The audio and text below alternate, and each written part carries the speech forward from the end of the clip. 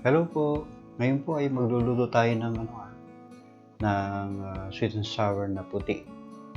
So, ang mga ingredients ay may luya na strips, slice garlic, tapos dalawang sibuyas. Maliit lang hahatiin mo lang yan, tapos hatiin mo sa apat. Then, meron tayo ritong green pepper. Medyo, ang gayat po niyan, medyo malalaki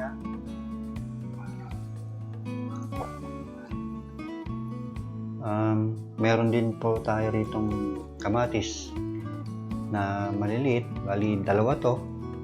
Tinanggal ko yung buto. Then, slice nyo ng pahaba.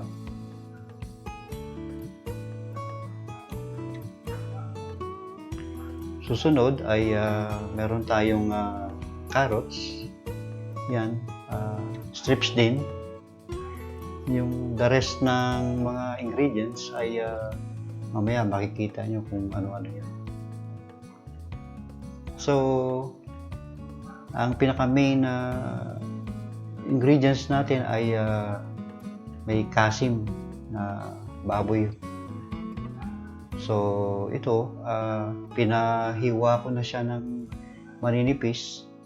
Then, ako na mismo ang naghiwa-hiwa rin ng maliliit. So, bali mga half inch lang ang bawat isa. Nasa inyo, pwede yung gawin yung 1 inch. Ang laki. Kasi maninipis naman to eh.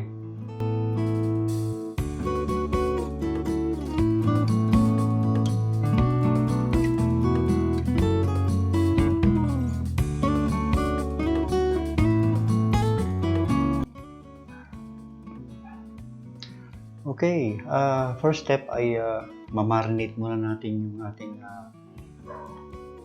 baboy para may konting lasa-lasa.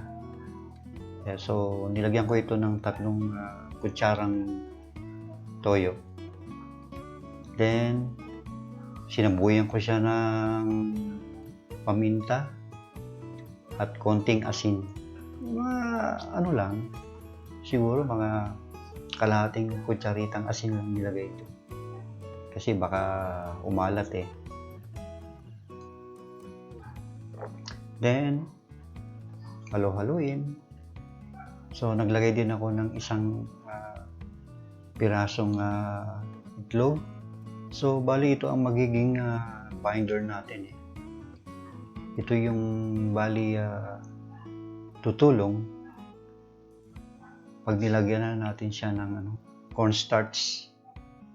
So, siya ang tutulong na magdikit-dikit para magdikit. So, yan, nagdagdag na naman ako ng asin kasi naglagay tayo ng itlog.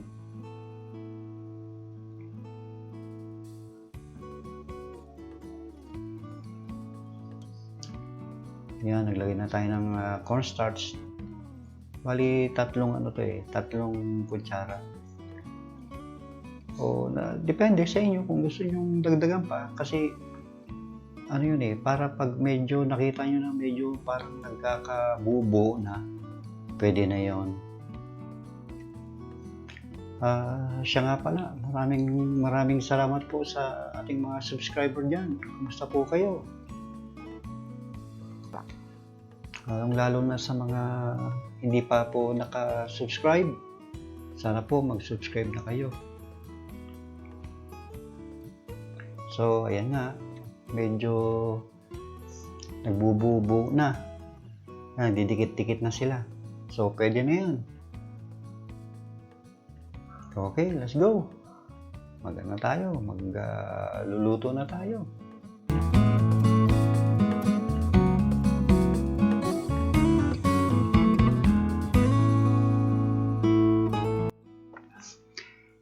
Yan, lagyan na natin ng mantika. Pero konting mantika lang Bale kasi yung process na gagawin natin dito ay shallow fry lang. Hindi yung masyadong lubog sa mantika. Papa-brownin lang natin siya ng konti. So, sa ganyang prito lang ng konti niya, pwede na yan, medyo luto na yan. So, ganun nga, konting brown lang, tapos ibaliktad na.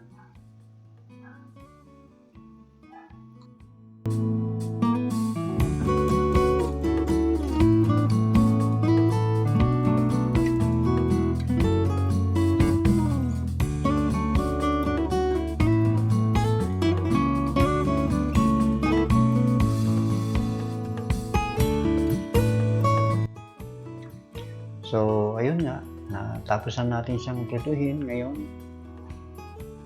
gagawa na tayo ng pinaka-sauce niya, yung sweet and sour sauce. So, yan nga, maglagay tayo ng konting mantika. Tsaka, yung apoy, medium low nyo lang ha. Huwag masyadong bigla. So, yan. Inuna kong ilagay yung luya at bawang. Medyo isosotay lang natin siya para medyo lumabas yung acid, mga acid nila. Kasi yung mga gulay na yan, may mga acid yan. So, yan ang nagbibigay ng lasa at saka aroma. Yan nga. Pagkatapos natin ilagay yung luya, bawang at sibuyas, next naman itong carrots na. Igigisa din natin sila para happy together, sama-sama na sila.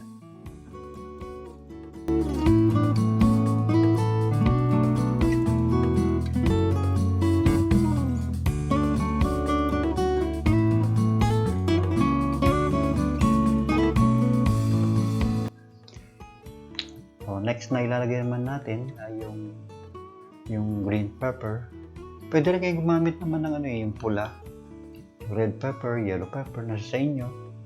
Pero palibasa ito ay ulam lang namin itong mag-asawa. So, yan, simple. Kung ano yung makikita mo sa ref, so i-maximize natin.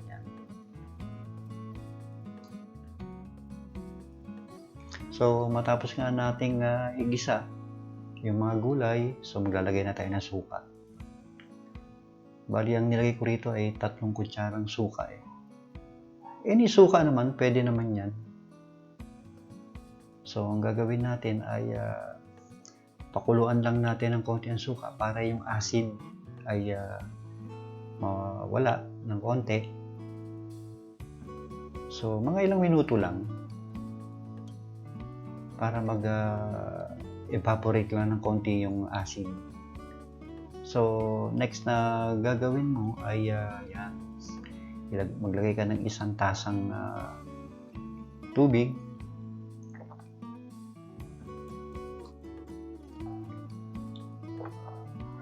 Yung next na ilalagay natin ay asukal. Bali, ang nilagay ko dyan, 1 kalahating asukal. Yan. Ihalo-haluin lang natin. Yan, kumukulo na siya. So, ngayon, ang the rest na gagawin pa yun. Kompleto na yung mga seasoning. Maglagay ng konting asin, paminta. Yan.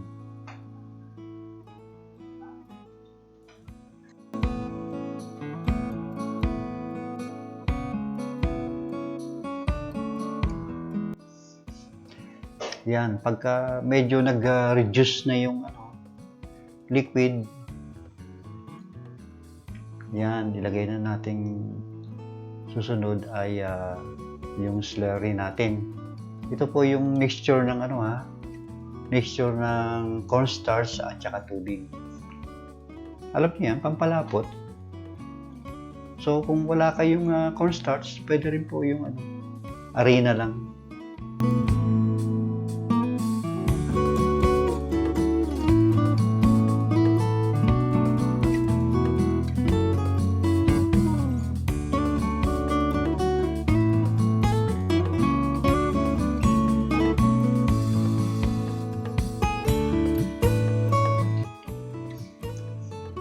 Yan, pagka medyo malapot na siya, ayon sa gusto nyo, ilagay na natin yung kanina na pinirito nating breaded na baboy.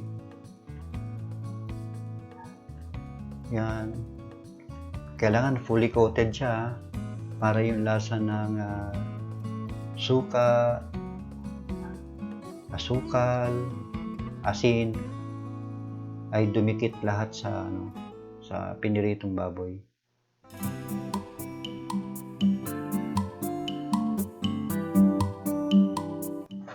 O yan. Pagkatapos niyan, takpan. Tapos, i-simmer lang natin siya ng mga 10 minutes. 7 to 10 minutes. So, yan. Kailangan from time to time, ihalo para hindi dumikit sa kawali at hindi masunog. Ito kailangan to slow cooking to Kailangan mahina-mahina lang yung apoy.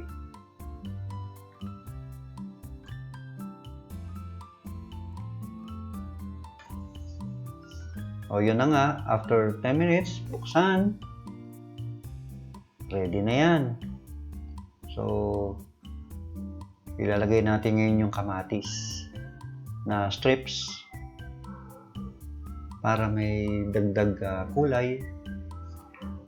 Napapansin nyo ba wala siyang ketchup or tomato sauce? So, kaya po ang ating niluto ngayon ay sweet and sour na puti. Kaya tingnan nyo, pati yung kawali puti.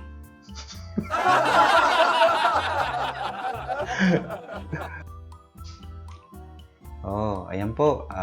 Ready na po yung ating sweet and sour na puti.